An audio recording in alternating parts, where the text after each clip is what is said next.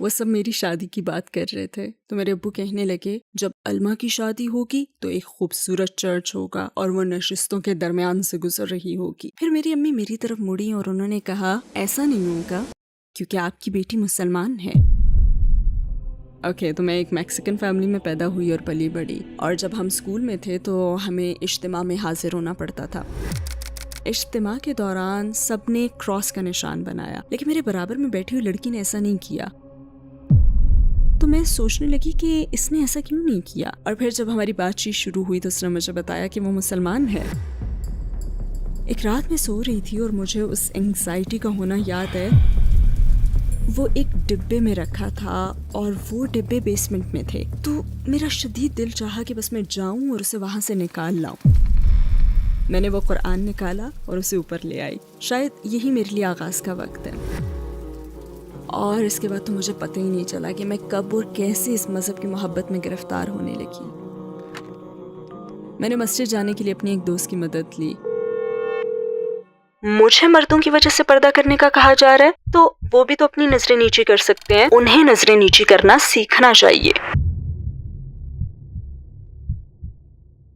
السلام علیکم سسٹر عالمہ کیمپوس، ہماری دعوت قبول کرنے کا بے حد شکریہ. ہمیں آپ کو اپنے ساتھ دیکھ کر بہت خوشی ہے. میرا پہلا سوال یہ ہے کہ عالمہ کیمپوس کون ہے؟ کیا آپ اپنی زندگی کے متعلق ہمیں مختصراً بتا سکتی ہیں؟ وعلیکم السلام، میرا نام عالمہ کیمپوس ہے. میں میکسیکن امریکن کنورٹ ہوں. میں شکاگو میں پیدا ہوئی اور یہیں پلی بڑھی، یعنی میری تقریباً پوری زندگی یہیں گزری ہے.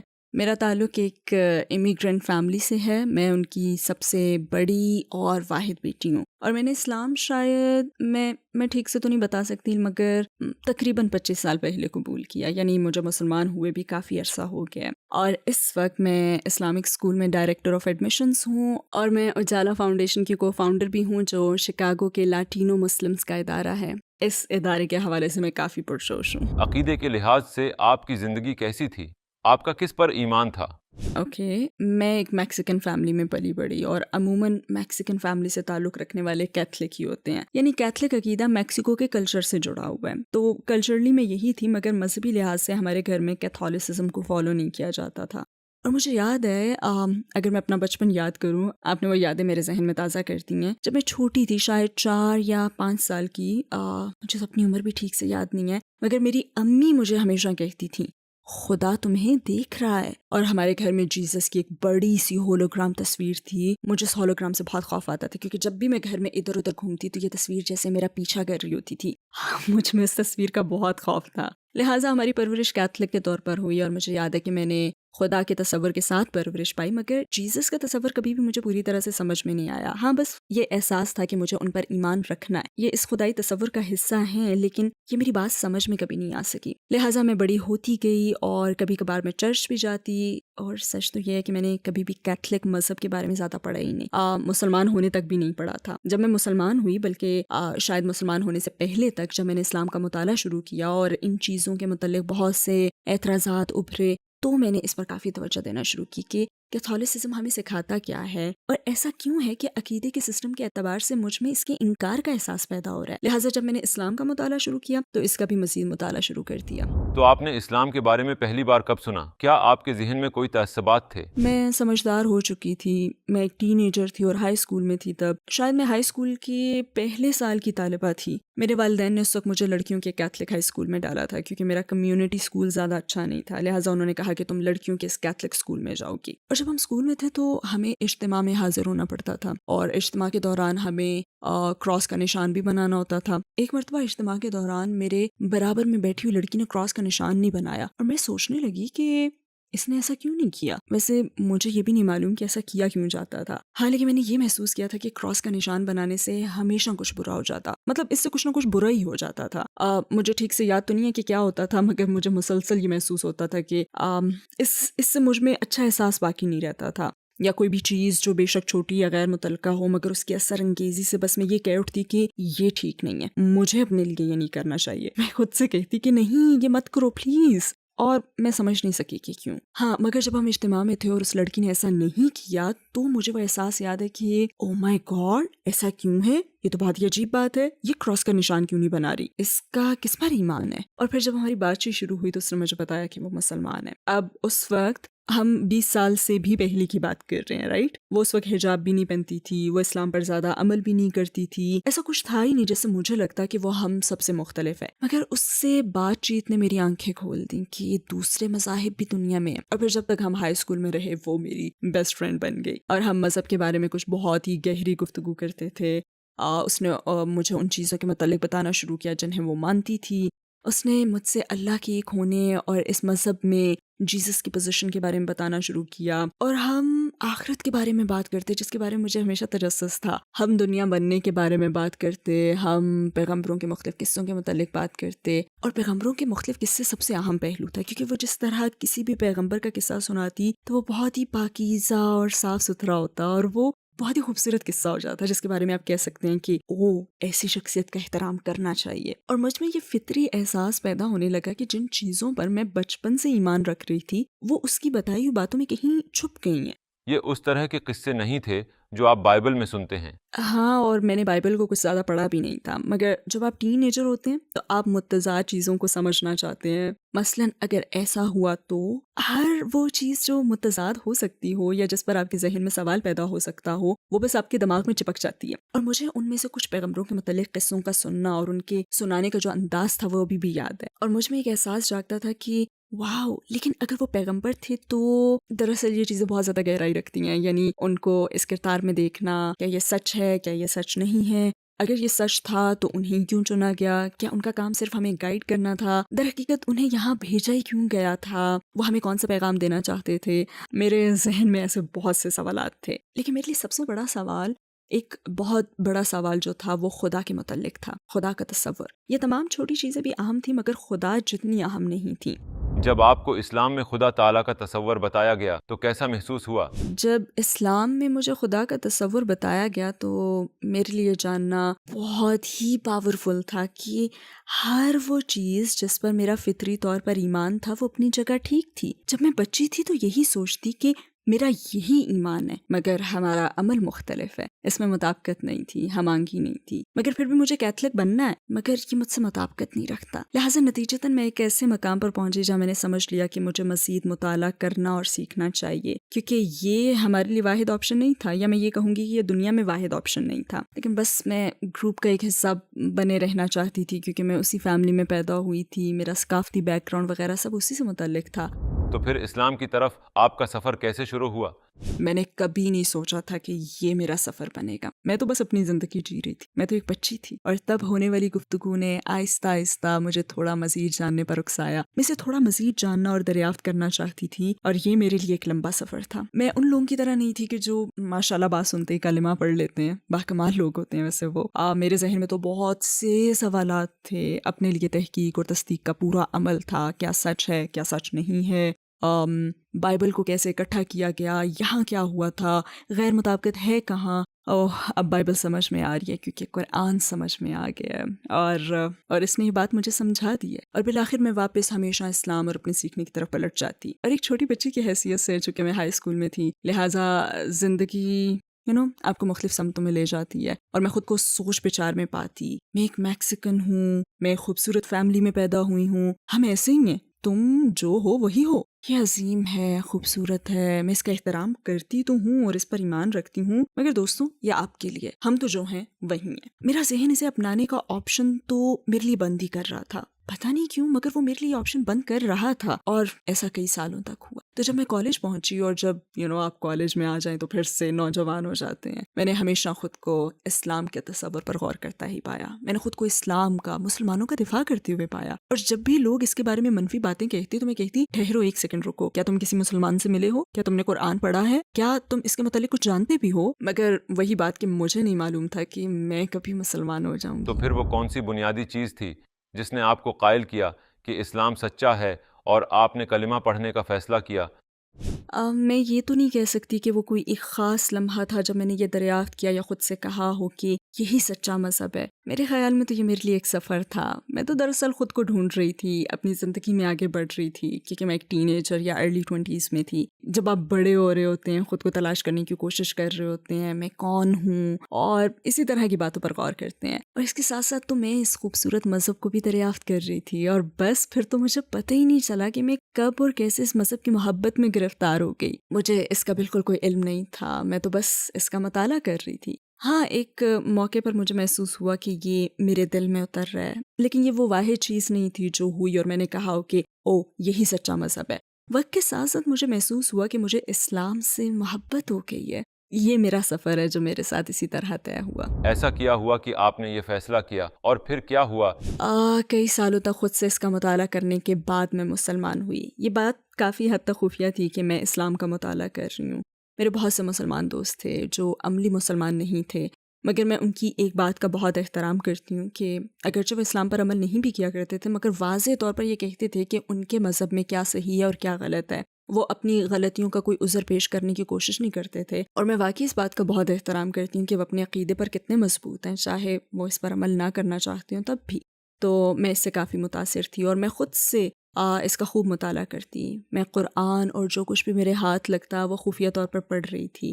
یہ میرے لیے ایک بہت ذاتی سا سفر تھا، اور یہ ایسا سفر نہیں تھا جس کے متعلق میں نے سوچا ہو کہ یہ مجھے مسلمان بنا دے گا. یہ ایک ایسی چیز کا سفر تھا جس میں میں اس وقت دلچسپی رکھتی تھی. تو کیا ہوا کہ ایک رات میں سو رہی تھی اور مجھے یہ فکر ہو رہی تھی کہ میں نے اپنا قرآن کہاں رکھا ہے. اور یہ بہت ہی عجیب تھا کیونکہ مجھے اس طرح کی فکر کبھی لاحق ہوتی نہیں تھی، مگر میں فکر مند تھی کہ میں نے یہ قرآن کہاں رکھا ہے. وہ آدھا انگلش اور آدھا عربی میں تھا، مگر میرے لیے وہ ایک مقدس کتاب تھی. مجھے اس کے مقدس ہونے کا احساس تھا، اور مجھے یاد ہے کہ وہ ایک ڈبے میں رکھا تھا اور وہ ڈبے بیسمنٹ میں تھے. تو میرا شدید دل چاہا کہ بس میں جاؤں اور اسے وہاں سے نکال لاؤں. اس کے احترام یا کسی بھی وجہ سے مجھے نہیں معلوم، مگر اسے وہاں نہیں ہونا چاہیے. آدھی رات کو میں بیسمنٹ میں گئی، میں نے وہ تمام ڈبے دیکھنا شروع کیے اور میں نے وہ قرآن نکالا اور میں اسے اوپر لے آئی. اور پھر میں نے کہا کہ شاید وقت آ گیا کہ میں کچھ مزید معلومات، کوئی کلاس وغیرہ تلاش کرنا شروع کروں، صرف اسلام کے اس تصور پر غور کرنے کے لیے. پھر میں نے مسجد جانے کے لیے اپنی ایک دوست کی مدد لی. وہ ہفتے یا اتوار کی صبح تھی. ہم نے کہا چلو مسجد چلتے ہیں. تو اس صبح سبحان اللہ، اگر میری زندگی میں کوئی چیز کبھی تبدیلی لا سکتی تو یہ وہی دن تھا. تو اس صبح ہم مسجد میں داخل ہوئے. وہاں ایک آدمی موجود تھا، میں نہیں جانتی وہ کون تھا، مگر میں ہمیشہ اس شخص کے لیے بہت دعائیں کرتی ہوں کیونکہ میرا خیال ہے کہ اس کا انتقال ہو چکا ہے.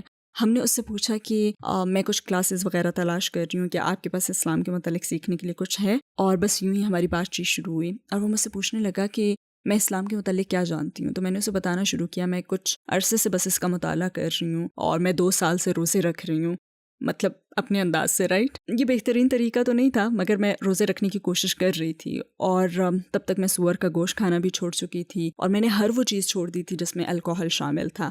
لہٰذا میں سیکھنے کے ساتھ ساتھ یہ ساری چھوٹی چھوٹی چیزیں اپنا بھی رہی تھی کیونکہ یہ باتیں مجھے معقول لگتی تھیں. ایسا کرنا مجھے صحیح لگتا، لہٰذا میں بس کرتی تھی.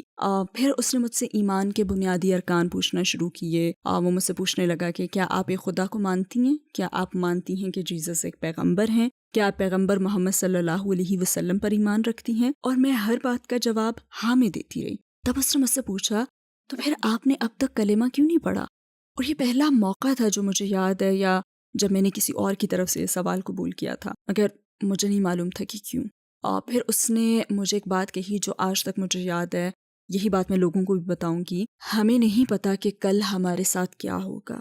ہمیں نہیں معلوم اس کمرے سے نکلتے ہی ہمارے ساتھ کیا ہو سکتا ہے. اگر آپ کا ایمان ہے تو یہ کہہ دینا کافی نہیں ہے کہ مجھے اسلام کی باتوں سے اتفاق ہے، یا میرے خیال میں یہ مسلمانوں کے عقیدے کا حصہ ہے، بلکہ اگر اس پر واقعی آپ کا ایمان ہے تو پھر کلمہ نہ پڑھنا اپنے رب کا انکار کرنا ہے، رائٹ؟ تو میں فوراً ہی سمجھ گئی، واو، میں اسے مانتی ہوں، یہ میرے دل میں ہے، مجھے معلوم ہے کہ میرا اس پر ایمان ہے، اور ایسا نہ کرنا گویا یہ کہنا ہے کہ میں اپنے رب کا، خدا کا انکار کر رہی ہوں۔ اس بات نے مجھ پر بہت زیادہ اثر کیا۔ مجھے محسوس ہوا کہ میں ایسا نہ کر سکی تھی۔ شاید اس لمحے میں پوری طرح سمجھ گئی کہ یہی میری منزل تھی اور اس سفر میں کوئی اور شامل نہیں تھا۔ اس کا تعلق کسی اور شخص سے نہیں تھا، یہ میرے اور خدا، میرے رب اللہ کے درمیان تھا، اور یہ معاہدہ میں اس کے ساتھ سائن کرنے والی تھی۔ یہ اگریمنٹ، یہ تصدیق جو میں کر رہی تھی، سب اسی کے لیے تھا۔ میں اللہ کو بتا رہی تھی کہ اللہ، میں آپ پر ایمان رکھتی ہوں، میرا آپ پر ایمان ہے، اور آپ نے مجھے اس سفر پر گامزن کیا ہے جو آج مجھے اس لمحے تک لے آیا ہے۔ اب میرے پاس کوئی چوائس نہیں ہے، لہٰذا میں گئی اور کلمہ پڑھ لیا۔ الحمدللہ۔ وہ ایک خوبصورت لمحہ تھا جسے میں نے کافی عرصے تک زیادہ اہمیت نہیں دی تھی، اور اس طرح بطور مسلمان میرے سفر کا آغاز ہوا۔ جب آپ نے کلمہ پڑھا تو کیسا محسوس ہوا؟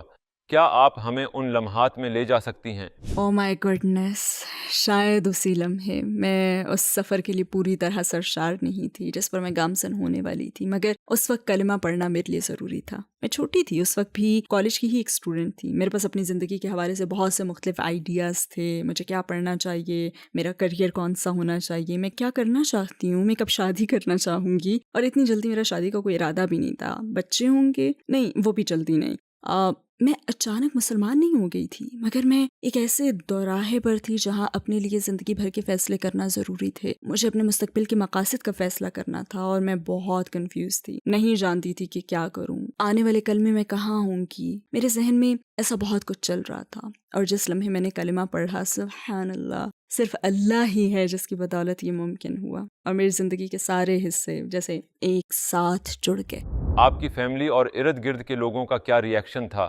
میں نے ہر ایک کو نہیں بتایا کہ میں مسلمان ہوگی۔ مجھے یہ خوف نہیں تھا کہ لوگوں کو معلوم ہو جائے گا، اگر معلوم ہو بھی جاتا تو میرے کوئی مسئلہ نہیں تھا، مگر خصوصاً اسلام لانے کے ان ابتدائی دنوں میں میں خود ہی نہیں بتانا چاہتی تھی کہ میں مسلمان ہوں، لہٰذا میں نے اپنی فیملی کو بھی بالکل نہیں بتایا، اور اس کی وجہ یہ بھی تھی، اور شاید ہم میں سے کچھ کے لیے یہ اہم ہوتا ہے کہ ہم اپنے اندر ہی اندر خود کو پہلے مضبوط کریں، خصوصاً جب آپ اپنے فیصلے خود ہی کر رہے ہوں۔ آپ کو یہ جاننا ہوتا ہے کہ اس مذہب میں آپ کی کیا حیثیت ہے، تو خود کو مضبوط بنانا ہوتا ہے، اور گفتگو میں شامل ہونے کے لیے پہلے خود علم حاصل کرنا پڑتا ہے۔ اور ذاتی طور پر میں بحث نہیں کرنا چاہتی تھی، میں نہیں چاہتی تھی کہ لوگ مجھے اپنی رائے دیں اور مجھے کہیں کہ یہ غلط ہے، یا یہ کہ میں نے ایسا کیوں کیا، یا اس طرح کے سارے سوالات جو وہ اپنی محبت کی وجہ سے مجھ سے پوچھتے۔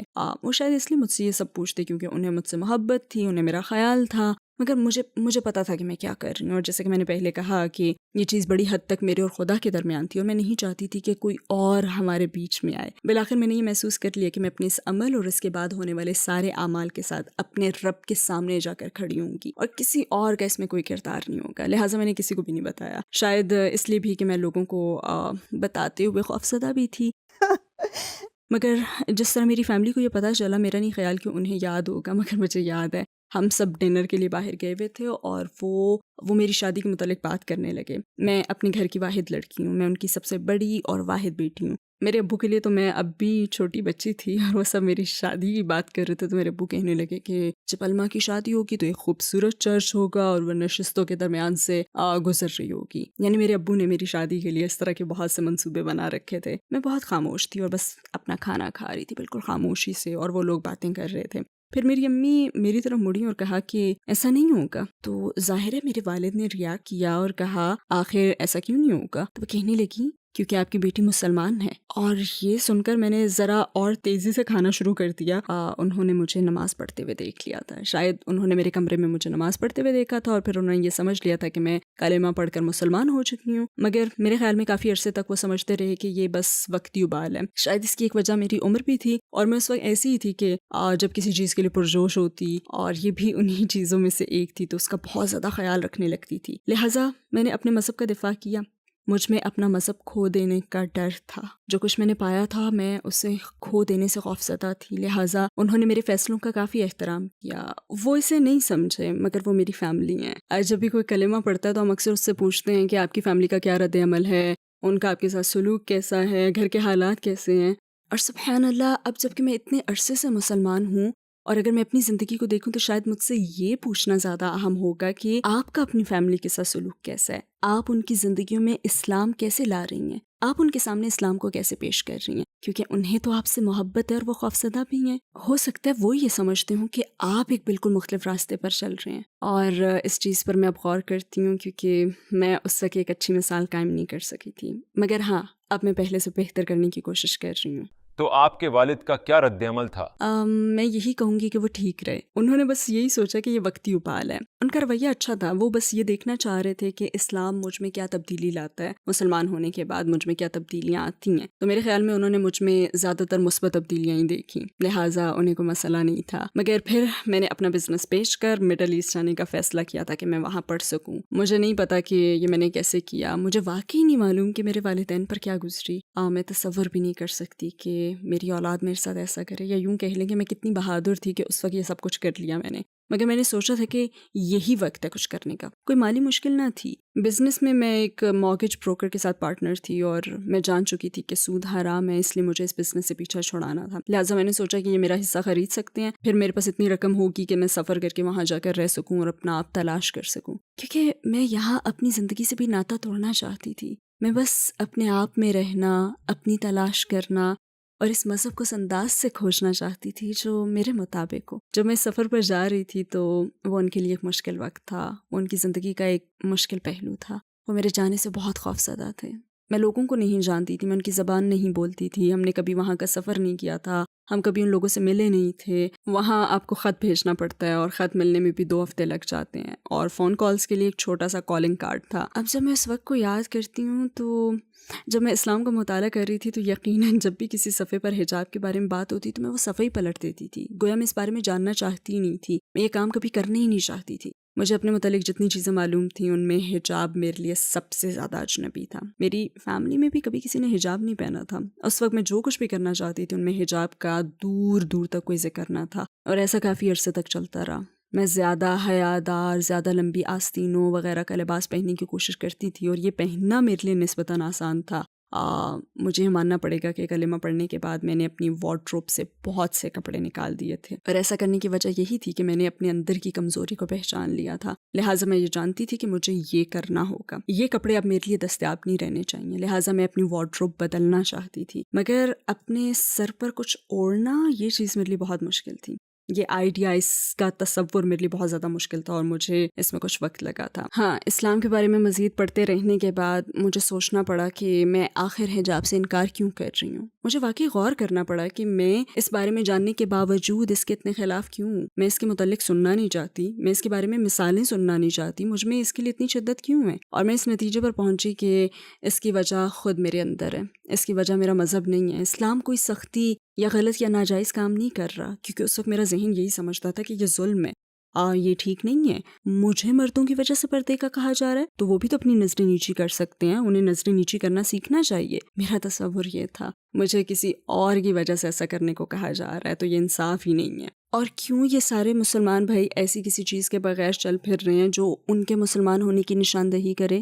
ان کے پاس ایسی کوئی چیز نہیں جس سے مجھے پتہ چلے کہ وہ مسلمان ہیں، مگر آپ چاہتے ہیں کہ میں حجاب پہنوں. تو میرا یہ تصور تھا. لہٰذا کچھ عرصے بعد میں نے بالکل اپنے طور پر اس بارے میں مطالعہ کرنا اور پڑھنا شروع کیا، کیونکہ میں نہیں چاہتی تھی کہ میرے حجاب پہننے میں کسی اور کی رائے یا پریشر شامل ہو. مجھے پوری طرح تو یاد نہیں کہ وہ کیا تھا، مگر ایک لیکچر تھا جس سے میں نے سنا تھا اور اس سے میں واقعی قائل ہوگی، اور مجھے سمجھ آ گیا کہ یہ میں کسی اور کے لیے نہیں پہن رہی بلکہ صرف اس لیے کہ اللہ مجھے یہ حکم دے رہا ہے. اور اگر اسلام کے متعلق آج تک میری ہر ریسرچ اور ہر تلاش معقول ثابت ہوئی ہے، اس کی بنیاد اور ایک جواز تھا، تو پھر میں یہ کیوں نہیں کر رہی؟ مجھے یہ بھی کرنا چاہیے. اور میں نے فیصلہ کیا کہ جس دن میں واپس اردن کا سفر کروں گی، خود کو اس کمیونٹی اور اپنی سوسائٹی سے الگ کروں گی، وہی دن ہوگا جب میں حجاب شروع کروں گی. اور میں نے یہی کیا. اور کچھ عرصے تک تو میں امپوسٹر سنڈروم میں ہی مبتلا رہی، گویا کہ میں کسی اور کے لباس میں ہوں، میں وہ نہیں جو میں ہوں. اور میں مختلف طریقوں کی طرف دیکھتی کہ مختلف کلچرز میں حجاب پہنا جاتا ہے، اور مجھے یہ محسوس ہوتا مگر میں تو عرب نہیں، مگر میں دیسی نہیں، مگر میں یہ نہیں. یہ میرے لیے ایک بہت لمبا سفر تھا. لہٰذا میں نے اسے صرف اللہ کو خوش کرنے کے لیے پہننا شروع کیا. صرف اللہ کو خوش کرنے کے لیے، یہ سمجھتے ہوئے کہ اسی میں میرے لیے اچھائی ہے۔ اور اسے پہننا شروع کرنے کے بعد میں نے یہ دیکھا کہ اس کا میری زندگی پر کتنا گہرا اثر تھا۔ میں نے دیکھا کہ کس طرح مجھے گفتگو میں شامل کیا جاتا ہے، کس طرح لوگ مجھ سے بات چیت کرتے ہیں، کس طرح اس نے مجھے تحفظ دیا، وہ سب کچھ جو میں مسلمان ہونے کے بعد نہ کہہ سکی تھی۔ کیا اپنے حجاب کی وجہ سے آپ کو کبھی کسی مشکل کا سامنا ہوا؟ مجھے اپنے ہیڈ اسکارف کی وجہ سے 1-2 مرتبہ ایسی صورتحال کا سامنا کرنا پڑا کہ اوکے تم نے اس وجہ سے مجھے ٹارگٹ کیا، مگر الحمدللہ ان میں سے کوئی بھی بڑا مسئلہ نہیں بنا۔ ایک مرتبہ تو میں میکسیکو میں تھی، اپنی فیملی کے ساتھ سفر کر رہی تھی، میرے ساتھ میرے والدین، میرے بچے اور میرا شوہر بھی تھا۔ ہم سب میکسیکو سٹی میں سیر و سیاحت کر رہے تھے۔ پھر ہم اس عمارت کی طرف آئے اور میں اپنی امی کو کہہ رہی تھی کہ میکسیکو میں اسلام کی کافی بڑی تاریخ ہے، مثلا مسلمان یہاں آئے تھے، مسلمان ان لوگوں میں شامل تھے جنہوں نے اسے تعمیر کیا، اور ہم اسی طرح وہاں پہ بس گھوم پھر رہے تھے، اور میں بس انہیں بتا رہی تھی کہ ہماری تاریخ کو بھلا دیا گیا ہے، اور اس طرح کی باتیں کرتے ہیں۔ ہم اس عمارت کی طرف آئے، وہ سرکاری عمارت تھی اور میں نے حجاب پہنا ہوا تھا، تو اس شخص نے کہا تم اندر نہیں آ سکتی، تمہیں یہ اتارنا پڑے گا۔ تو ظاہر ہے میں نے کہا کہ میں نہیں اتار سکتی، یہ مذہبی پہناوا ہے، میں بھلا کیسے اتار سکتی ہوں؟ تو کہنے لگا ایم سوری، تم اندر نہیں جا سکتی، تمہیں اسے اتارنا ہی پڑے گا، ہیٹ نہ پہنو، یہ نہ پہنو، وہ نہ پہنو۔ تو میرا فوری جواب یہی تھا کہ کیا تم میری کو مانتے ہو؟ اس نے کہا ہاں۔ میں نے کہا ہیلو، میری یاد ہے نا، میرا لباس میری کی طرح ہے اور تم مجھے اندر نہیں جانے دے رہے؟ تو پھر وہ کہنے لگا اوکے چلی جاؤ اندر۔ اسلام قبول کرنے والی ایک عورت کی حیثیت سے کیا آپ سمجھتی ہیں کہ یہ مذہب عورتوں کو اہمیت نہیں دیتا؟ بالکل نہیں، بالکل بھی نہیں۔ اور میں تو سمجھتی ہوں کہ لوگ ایسا محسوس کرتے ہیں یا ایسا تصور رکھ سکتے ہیں، مگر جب آپ واقعی اس مذہب کا مطالعہ کرتے ہیں اور آپ دیکھتے ہیں کہ یہ کس طرح عورتوں کو عزت دیتا ہے، تو کم از کم میں تو اس سے پوری طرح متاثر ہو چکی تھی۔ میں نے ماضی کے متعلق پڑھا تھا کہ حضور صلی اللہ علیہ وسلم کے زمانے میں بھی عورتوں کے ساتھ کیسا سلوک ہوتا تھا، حضرت محمد صلی اللہ علیہ وسلم کے زمانے میں بھی، اور کلچرلی میرا خیال ہے اب ہم اس حوالے سے کافی کچھ دیکھ رہے ہیں۔ میرا خیال ہے اب جو کچھ غازہ میں ہو رہا ہے تو ہم اسلام کو بہتر روشنی میں دیکھ رہے ہیں۔ ہم دیکھ رہے ہیں کہ مرد مشکل صورتحال میں کیسا کردار ادا کرتے ہیں، کس طرح وہ اپنی فیملی، اپنی عورتوں، اپنے بچوں، اپنی کمیونٹی کا تحفظ کرتے ہیں، ان میں نرمی اور رحم دلی کتنی ہے، اور آپ عورتوں کا کردار بھی دیکھتے ہیں۔ اسلام میں آنے سے پہلے مجھ میں یہ شدید غلط فہمی تھی کہ یہ مذہب عورتوں پر ظلم کرتا ہے، اور اسے پڑھنے اور اپنانے کے بعد میں گارنٹی دے سکتی ہوں کہ ایسا نہیں ہے۔ بہت سے لوگ سمجھتے ہیں کہ مسلمان ہونے کے بعد آپ ایک عرب بن جائیں گے، آپ اپنا نام بدل لیں گے، اپنا لباس بدل لیں گے، اپنی ثقافت بدل لیں گے۔ تو کیا یہ ممکن ہے کہ آپ مسلمان ہو کر بھی اپنے کلچر میں رہیں اور اس سے جڑے رہیں؟ کیا آپ ایک میکسیکن مسلمان بن سکتے ہیں؟ ہاں اوکے، میرا خیال ہے کہ لوگوں میں جو ایک بہت بڑی غلط فہمی پائی جاتی ہے وہ یہ ہے کہ اسلام قبول کرنے کے بعد آپ ایک عرب بن جاتے ہیں یا کسی دوسرے کلچر کو اپنا رہے ہوتے ہیں، جو آپ کا نہیں ہوتا۔ سچی بات کہوں گی کہ جب میں نے اسلام قبول کیا تھا، جسے 20 سال سے زیادہ ہو چکے ہیں، تو اس وقت مجھے کوئی نو مسلم، کوئی کنورٹس، کوئی لاٹینو مسلمان نہیں ملے، اور تب میرے لیے کافی مشکل تھا۔ اب یہ بہت مختلف ہے، بہت زیادہ مختلف، وقت بدل چکا ہے۔ میرے خیال میں تو سوشل میڈیا اور مختلف پلیٹ فارمز اور گروپس اور اسلام سے واقفیت کے بعد اب ہم سمجھ چکے ہیں کہ آپ کو عرب نہیں بننا ہوتا، دیسی نہیں بننا ہوتا، آپ کو روسی نہیں بننا ہوتا، آپ وہی رہ سکتے ہیں جو آپ ہیں، چاہے آپ جہاں سے بھی ہوں، بس مسلمان رہیں۔ اسے پوری انسانیت کے لیے بھیجا گیا ہے جس میں آپ بھی شامل ہیں۔ ذاتی طور پر میرے لیے یہ سفر اس وقت تھوڑا بہت مشکل تھا، اور مجھے یوں محسوس ہوتا تھا جیسے میں دنیا کی واحد کنورٹ ہوں، کوئی دوسرا کنورٹ نہیں ہے، کوئی نو مسلم نہیں ہے، اور میں اس وقت کسی ایسے کو تلاش کر رہی تھی جو میرے سفر کو سمجھ سکے، جو میرے سوالات سمجھ سکے، میری مشکلات کو سمجھ سکے۔ میں اپنے اس پورے تجربے سے گزر رہی تھی اور مجھے کوئی نہیں مل سکا، اور مجھے لگتا ہے کہ بہت سے لوگ جنہوں نے بہت پہلے یا کئی سال پہلے اسلام قبول کیا تھا وہ اسی صورتحال سے گزرے ہوں گے۔